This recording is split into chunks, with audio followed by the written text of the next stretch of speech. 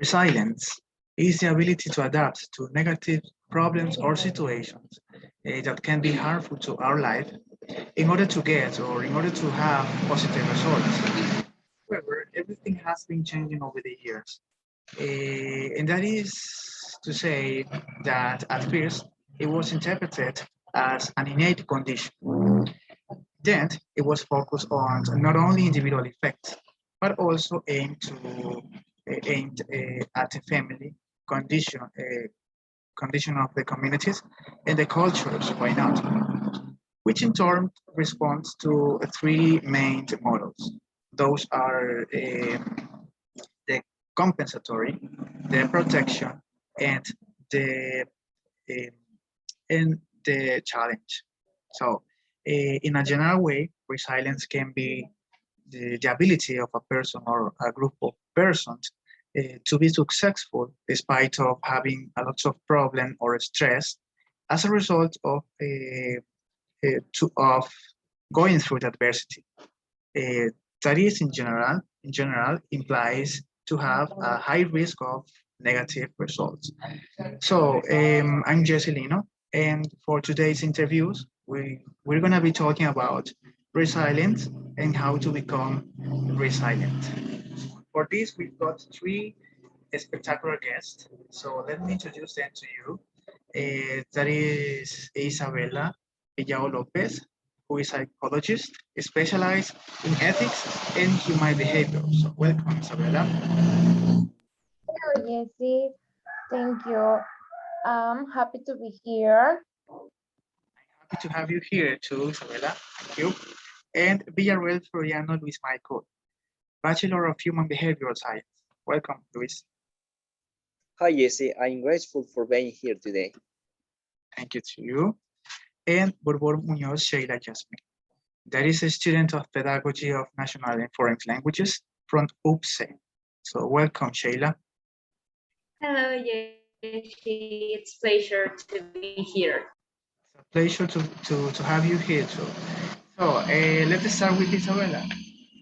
Isabella, let me ask you something.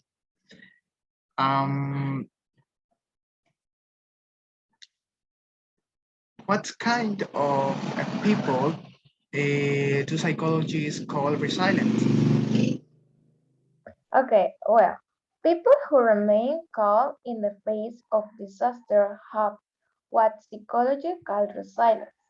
Resilient people are able to utilize their skills and strength to cope and recover from problems and challenges. These problems could be job loss, financial problems, illness, nature disasters, medical emergencies, divorce, death of a loved one, and instead of falling into despair or hiding from problems with unhealthy coping strategies.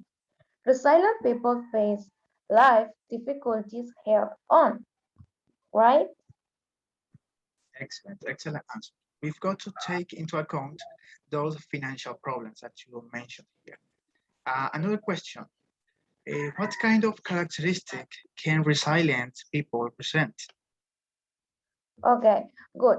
Resilient people may also show characteristics like holding positive view of themselves and their abilities, possessing the capacity to make realistic plans and stick to them, having an internal locus of control, being a good communicator, viewing themselves as better greater than victims, and having high emotional intelligence and manage emotion effectively. And That is interesting. So I'll see you in a bit, Isabella. Now I'm going to ask you to Luis. So Luis, how would you define the concept of resilient? Well, I think it could be a phenomenon that has always existed, but that we have recently named.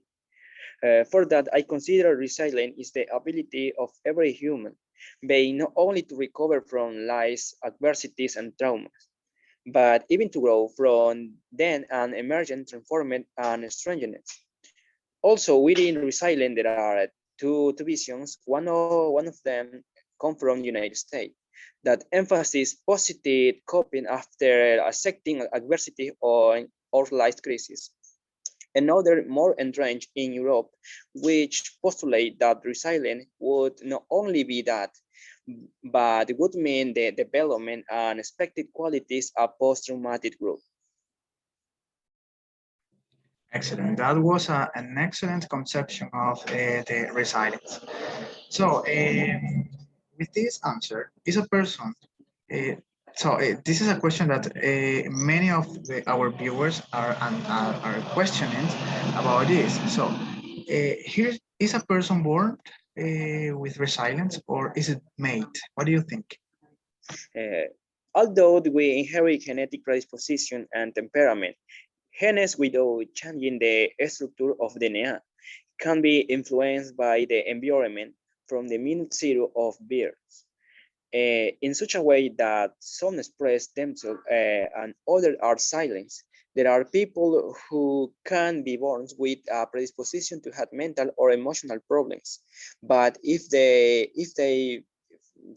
find themselves with a caring and supportive environment, they will not develop such problem. And with this answer, do you think good things are going to happen to you? Well, most of the time, I think that normally bad things will happen to me in order to be prepared to face difficult and adversity. However, in this way, I receive the good things that happen to me with more satisfaction. With more satisfaction. That is an excellent idea. So thank you, Luis. And now I'm going to ask to Sheila some questions. So I'm going to put to you, Sheila, in a situation. So when there's a problem, you prefer to hide and wait for it to be resolved?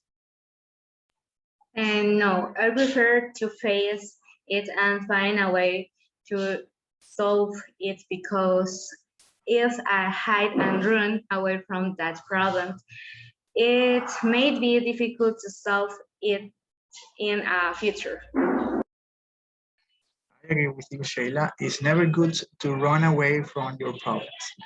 Um, some people also say that humor helps. So do you think humor helps you to face difficult moments? Yes, at least it's worked for me. For example, if someone asks me, may I do something for you?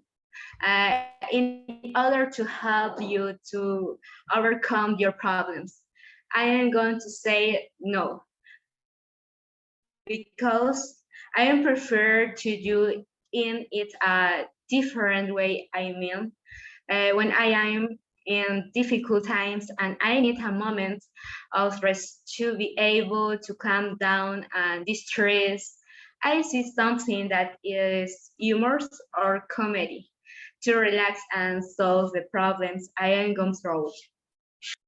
So absolutely, the humors help you face your problems. That's a good idea. So I've got another question. So this is related with your thoughts. So if you feel that sometimes your thoughts are controlling you and cause to you discomfort, what do you do in this case? Yes, in situations that are really difficult and I don't know how to deal with them, negative thoughts always appear in my mind, and I know it may be a problem. What works for me is to read a book, and so to be able to stop thinking about what is happening and be able to maintain a positive attitude. Positive attitude. Excellent. So to finish this interview, I've got the main question about this, and that is how to become resilient. So, or how to be resilient.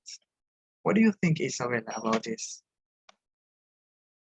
Okay, well, my recommendations are refrain your thought Resilient people are able to look at negative situations realistically, but in a way that doesn't center or blame or brooding over what cannot be changed. Also is manage stress. Building healthy stress management habits is an effective way to increase your overall resilience. These habits could include behavior that help your overall health, like getting enough sleep and exercise. Yeah. Excellent. Thank you, Isabella. We could make into account those two, refrain your thoughts or manage the stress. That it was an excellent advice. And Luis, can you give us your opinion? Well, in my opinion, you must experiment bad experience that are possible to overcome. Then it is a matter of time that you become more resilient. I couldn't agree more with you. So it's a matter of time. That is all we've got to do. So, Sheila, what do you think of this? In my opinion, to build resilience, to first think is to face reality, looking ahead and taking the time necessary to identify possible growth opportunities, as well as our strengths and weaknesses when facing them.